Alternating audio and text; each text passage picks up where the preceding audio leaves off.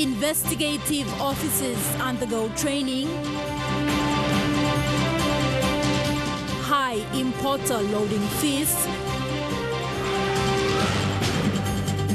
And Orchids preparations going well. This is the National Emtv News with Helen Sayer. Good evening, this is Saturday's news. Thank you for joining us. The Royal Papua New Guinea Constabulary and the Australian Federal Police have embarked on improving police work through detective training. Facilitated by AFP, 20 female police officers in the country attended the training to refresh their knowledge and adopt new techniques in the next 5 weeks. Tekla Gunga with more. These 20 police women have come from the different provincial police commands with the aim to enhance their detective skills and put into practice. Though 3 similar trainings have already been conducted, this is considered a new start for women in the police force because it is the first batch to include only female officers. So this will fill, as Assistant Commissioner Giles said, a lot of the gaps that we've experienced in terms of court file preparation, investigation of perpetrators, and then most importantly, confidence to stand up in court and give evidence. Throughout the course of the training, the officers will conduct mock exercises on the different aspects of carrying out police investigations. The 6 weeks intensive training is specifically developed for investigative officers in Papua New Guinea. We have an ambitious and extensive retraining of all the police prosecutors, so all 170 police prosecutors across Papua New Guinea are undergoing retraining, and that's a 3-year program. And we have also redeveloped what we call a case adjudication unit, so it's an interface between the detectives and the prosecutors, and will reinvigorate the brief checking before the matters get to court. Part of this training aims to improve court file preparations and assisting police prosecutors in presenting evidence in courts. Recently, many court matters get thrown out of court because of a lack of evidence or police fail to complete court files. But such trainings provide the avenue for police officers to improve their investigative techniques and skills. Tekla Gunga, National Emtv News. A con artist in Port Moresby was apprehended by Waigani police after being lured with money. Acting National Statistician John Igitoy told reporters the suspect provided false information of threats issued to his family members and then demanded money. An amount was agreed, and upon exchange, police were within the vicinity to make the arrest. Police say the suspect had escaped police custody after making similar threats to former Police Commissioner Gary Baki and few other members of Parliament. The suspect is from Tambul in Western Highlands and uses several names. So be reminded that such things will not be tolerated, and we are full swing on trying to establish those kind of crook activities that is happening around with con artists trying to extort money from officers like me and many others. So actually this person has extorted some money from high and key profile officers. 2 robbery suspects were arrested yesterday by police detectives in Port Moresby following a 5-month undercover operation. According to police, tip-off from CCTV footage supplied by victims of crime conducted surveillance on the movement of these 2 suspects and nabbed them near the Waigani service station. The duo led several gunmen, held a shop at the ATS settlement and ran away with 16,000 K9 cash on Sunday, 16 June 2019. The same gang allegedly went to Badili, held up employees of a shop and stole 9,000 in cash before escaping in a waiting car. The 2 suspects were identified as Murphy Miro, 29, and Gilbert Farisa, 26, both from Malalawa in the Gulf province. Chief Fire Officer Bill Rue says the fire service is prepared to make changes within its operations. Mr. Rue says despite criticisms, lack of resources and underfunding, the department wants to improve its services. The Chief Fire Officer says donor partners like Japan and China are helping with training of staff, including the introduction of new fire trucks and other equipment. Over the past 15 years, the PNG Fire Service has struggled in combating fire outbreaks in the country. However, nearly 80% of that hardship is within its operations. Lack of resources and skill training are some issues fueled by lack of proper funding. The Chief Fire Officer says changes are taking place at a slow but steady pace. The developments that were taking place, outpacing and going up, it was a very big challenge for the organization, the fire service as an organization. But I would like to thank the Japanese government and the Embassy of Japan for allocating us funds to, and we are now getting delivery of the 2 ladder fire trucks. Nearly 70% of all fire stations around the country are in operation but lack proper equipment. The department was lucky enough of receiving timely support during the 2018 APEC summit. Development partners like Japan and China have maintained their support. There will be a Japanese engineer will be coming within the next end of this month or beginning next month to train my men on how to handle the 2 ladder trucks, and that's part of the package. Rue added that major reforms in the fire service structure and changes in the Fire Service Act will enable a push in its services. The head of fire service says if better support is given, its standard will improve. Jack Lepave Jr., National MTV News. This is National MTV News. We'll be back with more after the break.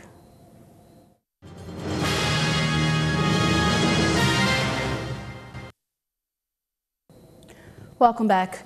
Trucking companies in the country will be charged high fees for improper loading. State agencies within the transport sector have signed an agreement to stop improper loading, which has caused severe damage to road conditions and bridges. Transport Minister William Sam says the current fees will be reviewed and will be increased. The land transport sector has been instrumental in keeping the country's economy on its toes. However, time after time, road conditions have worsened, with bridges being burdened due to overloading. This has prompted the transport sector to revise its laws through an agreement to stop overloading plus improper loading of trucks. And as a deterrent, impose penalties or fees on company owners of trucks that overload and improperly load their vehicles to use our roads. Transport Secretary Roy Mumu says with more changes in the trucking sector, most bridges and roads could not withstand overloading or improper loading. Secretary Mumu says the first step is awareness and also the option to increase penalty fees. He says this is now a priority for the transport sector. Because every increase over the allowable load has an effect on the pavement and of course on the bridge structures also. Of course, we will be discussing with the Department of Works, the technical regulators of road standards and bridge standards also. Agencies like the Road Traffic Authority will be tasked to put more efforts in this process. While the current law is outdated, more consultation will be done during the first 6 months. So we are here, the challenge, so of course we are fully aware of that. We will be working together, and from time to time we will see how well we can improve. At the same time, from time to time we will revise the MOU that we are signing, and also we will be looking at how we can amend the current rates under the old Motor Traffic Act 1977. Transport Minister William Sam says laws will be revised to improve not just improper loading but making roads safe for the public. Jack Lepave Jr., National MTV News. The Chinese tourism outbound market is currently the biggest tourism outbound market in the world. PNG Tourism Promotion Authority hosted a one-day workshop yesterday to help stakeholders understand current and future trends of the outbound market to attract a bigger and more profitable portion of this market. The one-day workshop on the China tourism outbound market saw stakeholders in discussion on current and future trends, spending patterns, and purchasing behaviors of the tourism outbound market. The PNG Tourism Promotion Authority wants stakeholders to embrace this new market opportunity. Just an insight into the Chinese market, what the expectations are, what the trends are, so that, especially for our operators, we can be ready to accept Chinese tourists when they do decide to travel to Papua New Guinea. In research provided by the China Tourism Authority, nearly 150 million outbound visits were made by Chinese travelers this year alone. In addition, the total amount of overseas consumption related to tourism is estimated to be about $120 million by the Chinese tourists. We find that a lot of Chinese outbound tourists say, okay, I've done that, now I want to go to more exotic locations. I want to go to places not on the main trail. Also, I don't want to do so much shopping anymore. I'm more interested in experiences, in uniqueness, in authenticity. So all these things, of course, Papua New Guinea has to offer. Participants were given the opportunity to come up with practical, cost-effective, and easy-to-implement tips to start promoting their business in China, as well as sharing of best practices in attracting more Chinese visitors. They do business with the mobile phone. Everywhere they go, they pay by mobile phones. So this is an area that Papua New Guinea is far, far behind, which maybe we should be able to try and see if we can catch up with this technology. Lilian Sopera-Kinea, National, Emtv News. Hobu Primary in Nawai District, Morbe, was one of the schools in the province that continued to operate without being affected by money problems for 3 consecutive years, regardless of the delay in the TFF funds that has been paid to the school in small amounts. The school's head teacher, Nick Mayang, told MTV News that since 2017, the school has been managing the TFF funds by following the School Learning Improvement Plan framework that was introduced by the government in 2006. The primary school is also supported by the district and a non-government organization. Grade 8 students of Hobu Primary School ended their exams yesterday. This is the 3rd consecutive year they've done it without being affected by money problems. The school's head teacher Nick Mayang, who was posted here in 2017, said they have successfully followed the School Learning Improvement Plan when using the TFF funds paid to the school by the government. The SLEEP framework is an education reform initiative of the department that needs effective leadership to move the school forward. We're spending the TFF funds according to our SLEEP, which is should be balanced, because we have the children there, we need to have teachers' welfare, we need to have the classrooms there, they need to have curriculum books. That's why it's a very old school, but all these things were not there when I came. And I was really working on my toes to see that these things must be there. Even the teachers are complaining. I used to get reports from parents that the teachers are not stable. And I was wondering why they're not stable in the school. And then the main reason was that there was no, teachers supposed to be improvising. But most of the teachers, I think this time and onwards, I think 70% of the teachers are relying on what they want to get from people, so-called leaders and authorities there. That's why it's really tough to see changes. Hobu Primary was established in 1964 and is one of the 2 existing primary schools of Nabak LLG in the Nawai district. It serves 439 students and has 13 teachers. 9 of these teachers have homes provided by the school. The school's administration is building another teacher's house with the support from the district so that all teachers can be at the school to teach.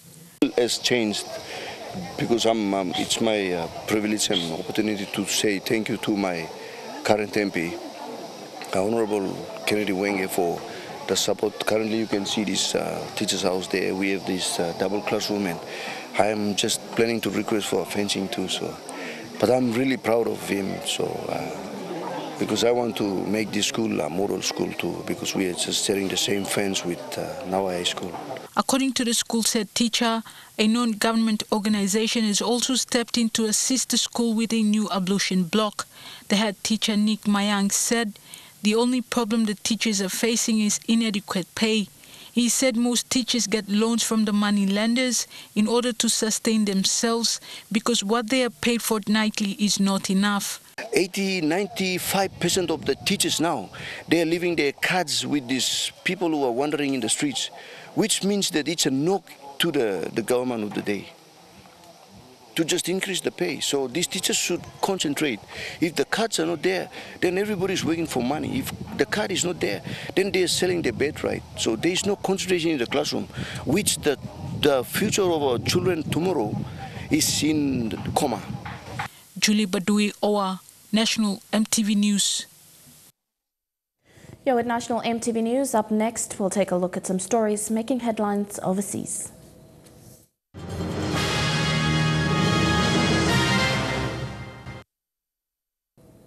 Welcome back to the news. Turning overseas now, millions of people are on alert in California as wildfires are whipped up by a dry and windy weather. Thousands have been evacuated, homes destroyed, and power cut to thousands more to prevent more fires starting. Within minutes, these hillsides exploded overnight. The inferno could be seen for miles as flames raced across tinder-dry grass and brush. Driven by 60-mile-per-hour winds, the fire burned the length of a football field every 3 seconds, sparking fire tornadoes and torching several homes. Farm animals were trapped and firefighters overwhelmed. You can see how the high winds are really whipping up these flames. The embers are flying at times. It's actually been quite terrifying. At one point, the erratic flames surrounded first responders and news crews. Our only option to drive through the blaze. We have to ask for their help. We were guided through the thick smoke, and it became clear everyone needed to get out fast. Wow. It was outpacing us, and we just couldn't really keep ahead of it. It's always these fall months that are the most damaging, the most destructive. Here in California's wine country, crews continue to battle the fire with 10 air tankers and multiple ground crews. But for some, it's too late.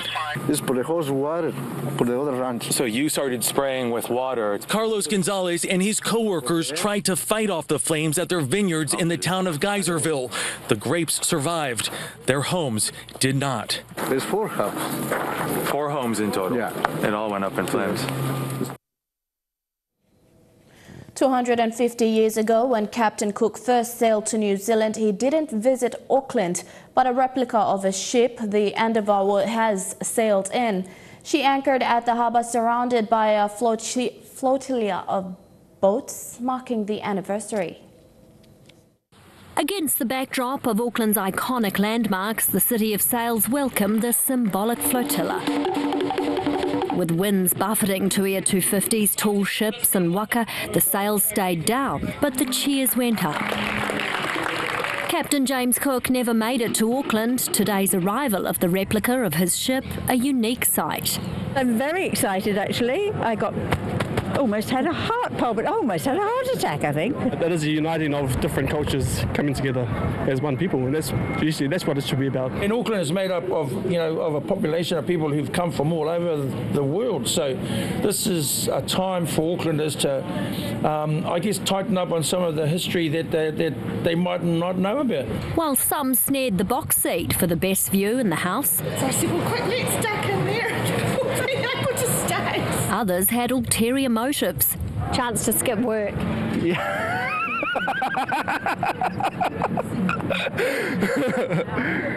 You could say this. Tuia 250's 3-month journey around New Zealand pays tribute to our Pacific voyagers and those involved in the first bloody onshore encounters between Māori and Pākehā. But unlike the Gisborne stopover, not a protester in sight today. This is who we are. As New Zealanders, all of us came from somewhere and arrived here. And so in every one of these vessels, somehow New Zealanders can whakapapa back to them. Including 82-year-old Mark Timmins. The avid sailor's been on board Endeavour since Gisborne and says the early voyages were never far from his mind. You know, get proper meals for a start. They never had a proper meal. How did they keep going? Days and days. And we had good weather.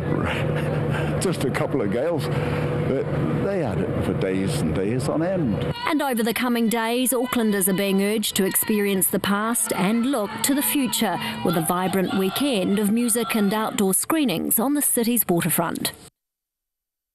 With just 4,000 left in the wild, snow leopards are considered a vulnerable species.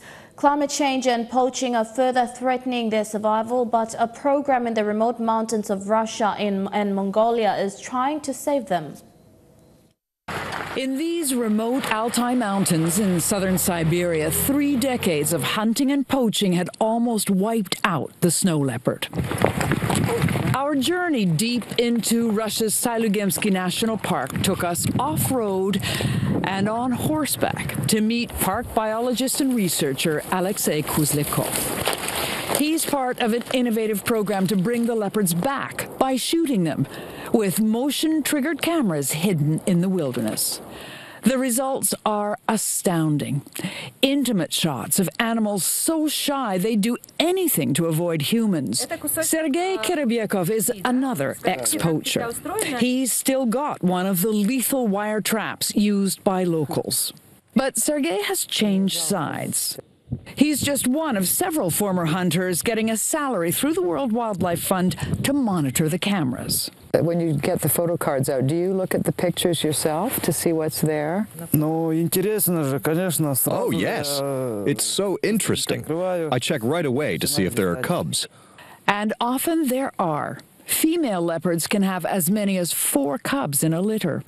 Back at the National Park headquarters, Alexei showed us more pictures from 120 cameras that have been snapping away night and day for 5 years. Of course, Alexei has his favorites. He knows every single animal by its unique pattern of spots. This is not only a treasure trove for scientists, but thanks in part to the photo surveillance, poaching has virtually stopped. And there is very good news. In just 5 years, the population of the Altai snow leopard subspecies has roughly doubled, 45 so far, and counting. As rural communities around New Zealand continue to combat Mycoplasma bovis, one small school in North Canterbury is determined not to let it stop a long-running tradition. Amori School has called on the local vet to help overcome concerns around the movement of calves for their annual fundraiser. Pet day without calves. Good boy, Petchy. It just wouldn't be the same. She's very cool and crazy sometimes. With the threat of Mycoplasma bovis, many schools have been forced to abandon bringing calves along. I can get right in next to his neck and give him hugs and stuff. But not a Muri school. I think it would have been a very sad thing for a community because it's, you know, it has that element of tradition to it. They've had to have some quite strict rules to bring the calves along today, including making sure they're at least 2 metres apart. Made sure he didn't have many of that diseases. Only like mud on him or anything. And the local vet has helped keep their biggest fundraiser alive. The issue around Mycoplasma bovis is it's been devastating for people who've been affected, and the fear surrounding what would happen if you get involved in investigations by MPI is really something that's very damaging to programmes like the calf donation scheme. They've come up with a unique approach, so more than 60 calves can be offered for sale safely. In this case, that would be a kind of virtual calf, and that calf never leaves the property of origin, and that is effectively a donation when that calf is sold. Dairy farmer Kevin O'Neill is donating 2 calves under that scheme. I think it is important to find ways we have to adapt and we have to change, but we also have to find solutions so we don't lose everything. 16 farms around the country have now been confirmed to have Mycoplasma bovis. 185 have been cleared and 100 million has been paid out in compensation, but the stress is ongoing. That's why days like this are so important here, to prove that Mycoplasma bovis won't win. Up next, some sporting updates in Choc Ice Sports. Stay with us for the details.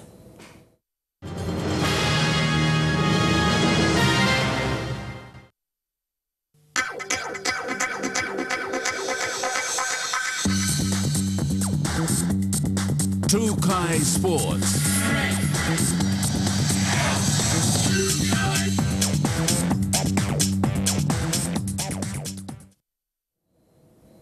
Welcome to Choc Ice Sport. After a trial match against the Brisbane Broncos, the all-search PNG Orchids will take on the England women's team. Coach Bugsby Bagelo says preparation is going well with the team made up of Australian-based players. Godineki reports. Now, 15 new faces have been named in the Oil Search PNG Orchids 20-player squad for the upcoming two-test series in Papua New Guinea.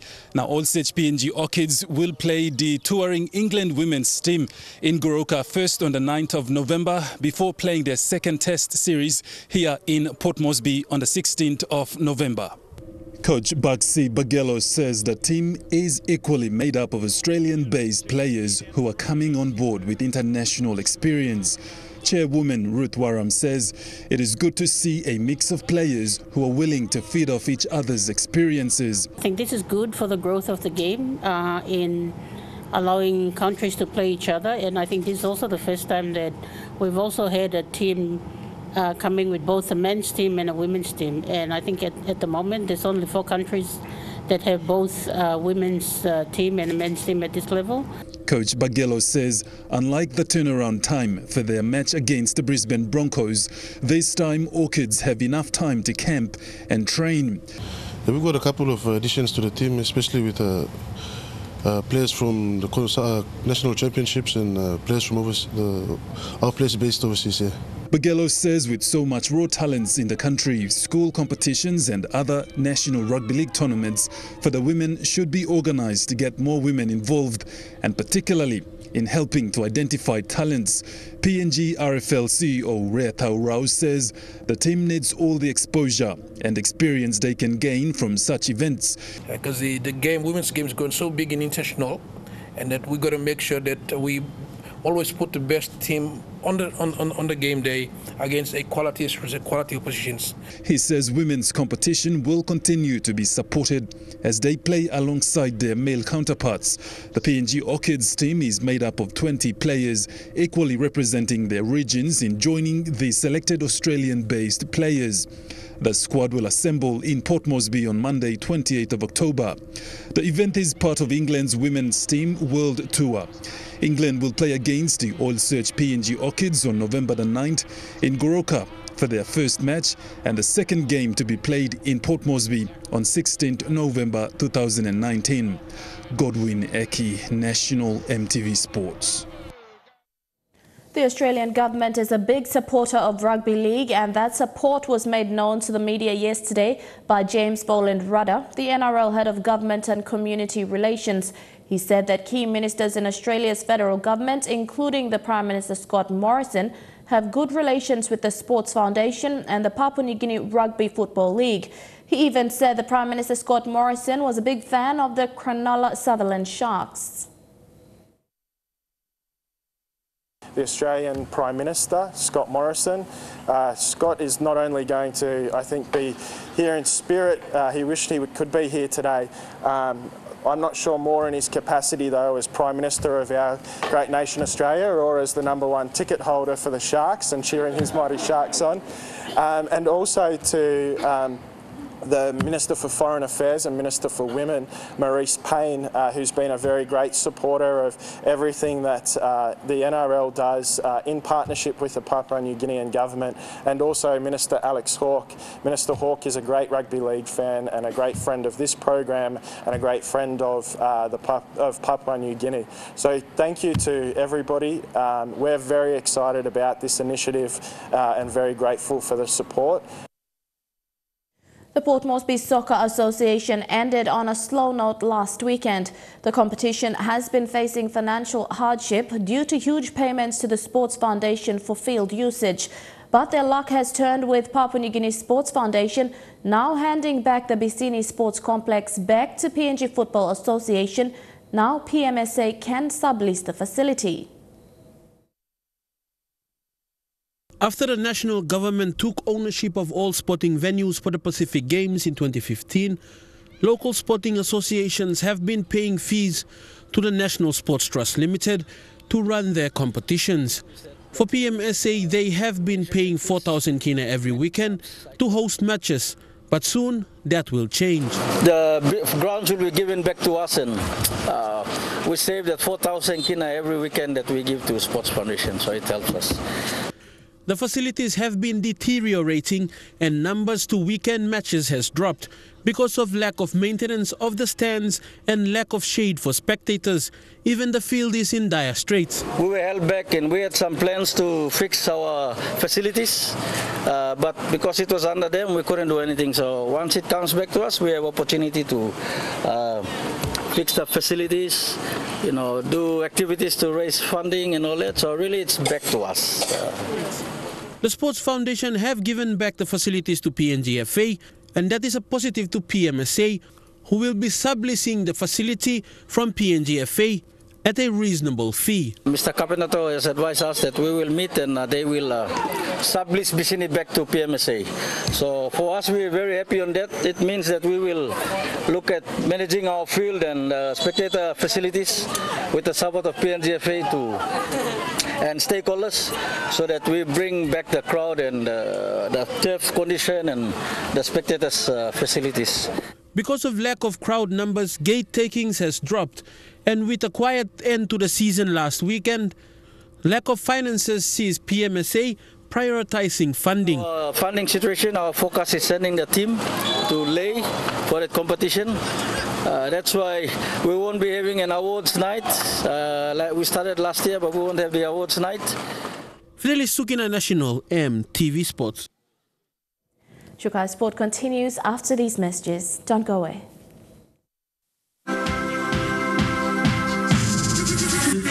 Choc Ice Sports. Welcome back to Choc Ice Sport. The Volleyball Federation of Papua New Guinea is the sporting authority that stands for gender equality and violence against women. The National Capital District Commission and the business communities have given their support in recognizing this effort. The National Capital District Commission has given 50,000 kina through the Office of the City Manager to Papua New Guinea Volleyball Federation. In making the presentation, NCDC City Manager Bernard Kipit acknowledged the work of the Federation in supporting women in sports. To support our young girls, which gives them that opportunity, to go showcase and to advance their talent and skills, in playing volleyball in a different level altogether.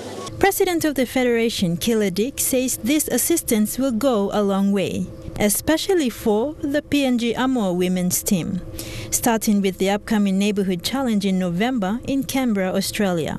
So this is our starting point, to give these young girls the space to perform at an international competition. Jacob Kaupa, Chief Executive Officer of Pacific Corporate Security, also supported and pledged financial assistance totaling to 10,000 kina. On behalf of business communities, we would like to also stand and support behind NCD and the President of Volleyball Federation, and would like to see that a lot of young men and women participate in sports. The PNG Volleyball Federation, in particular the women's Amur team, hadn't received financial assistance of such capacity in a long time. The female lineup preparing for the upcoming international fixture includes experienced players Josie Dick, Philo Amija, Clara Vele, Perpetua Awadu, Velga Sinari, and Hitolo Raka.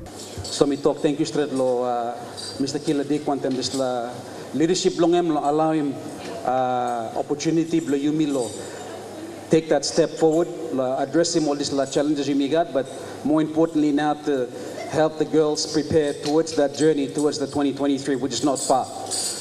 Kilawani, National Emtv Sports. Tonight is the World Cup semi-finals between the All Blacks and England. Fans are streaming into Yokohama International Stadium, and among those gathering are family members of the All Blacks as well. Fresh off a flight into Tokyo, some much-needed All Black family support. Drafted into the side this week, Blues lock Patrick Tuipulotu has his ticket to tonight's World Cup semi-final against England. His brother and sister now have theirs. I think everybody's super proud of him and all his accomplishments, but they're probably most proud that he's just a good guy. Like, he just comes home and he's still the same Patrick. It's a surreal moment for the Kiwi-born Samoan, the oldest of 4 siblings. Their parents were actually in Japan to watch Patrick play the pool games before returning home. It's been good having my family over as well, getting to experience all of it. So now it's time to get excited and ready to rumble. A family together for the biggest match in an international career that ironically started with 2 tests against England in 2014. They all shared the joy of that breakthrough, but also the pain of the following year. Didn't go to the 2015 World Cup because of the surgery. To see him come back and train real hard and get back and to get named, yeah, pretty proud moment. Tuipulotu's size will be called on from the bench to wear down England's bruising forwards. His first ever World Cup semi-final, a huge achievement for a family from humble beginnings. Our parents are hard workers, so it's really cool to see my brother out here living his dreams, and he's given us a lot, and he's opened the door for us to do the same, which is awesome. So I hope he gets out there today and just smashes it because he's got it in him. The door well and truly open. On the other side, World Cup glory awaits. And that ends Choc Ice Sports. The weather details coming up next. Choc Ice Sports.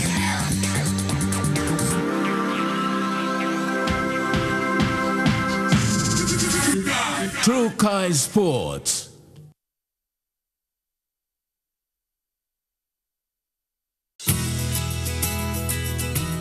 This weather update is proudly brought to you by Money Plus. With you always.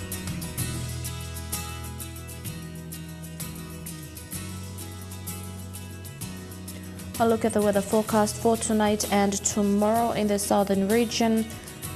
Partly cloudy with chances of some showers in Port Moresby and Kerema. Partly cloudy with a chance of light rain drizzles in Daru, showers in Alotau and rain showers in Popondetta. In the Mamasa region, cloudy with some showers in Lae and Wau, rain showers and thunderstorms in Medang, Wewak and Whanimo. In the New Guinea Islands region, rain showers in Lorengau, fine weather in Kavieng, cloudy with a shower or 2 in Kokopo and Rabaul, brief showers in Kimbe and a shower or 2 in Buka. And in the Highlands region, rain showers right across the region in Mount Hagen, Goroka, Kundiawa, Mendi and Wabeg.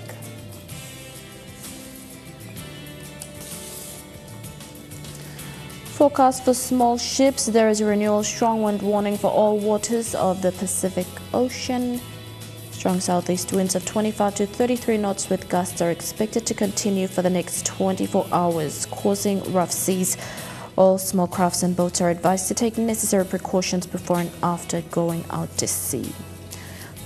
Waters of southern PNG Indonesian border through Torres Strait and Daru to Kiwai Island to Kerema, to Yule Island to Hood Point, Arama Coast to Samari Island, with waters of eastern and western Milne Bay Islands, with waters of Samari Island to Cape Vogel to Finschhafen, including waters through Vitiaz and Dempsey Straits to Siasi Islands to Long Island, and with waters of New Britain to New Ireland and Bougainville, seas of 0.5 to 1.5 meters. Waters of Long Island to Karkar Island, Nedang to Bogia to Wewak, to Aitape, including northern PNG Indonesian border, and with waters of Manus and its western group of islands, seas of 0.5 to 1.3 meters.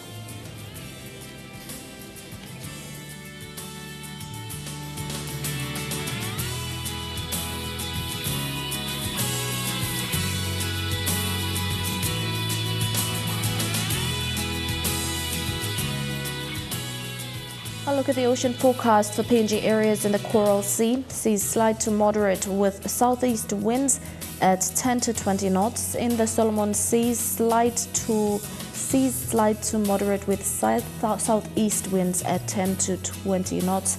In the Bismarck Sea, seas slight to moderate with southeast winds at 10 to 20 knots. And in the Pacific Ocean, seas slight with southeast winds at 10 to 15 knots.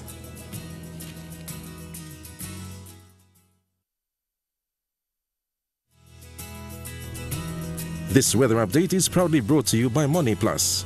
With you always. And that's been National Emtv News this Saturday. Have a pleasant evening. Good night.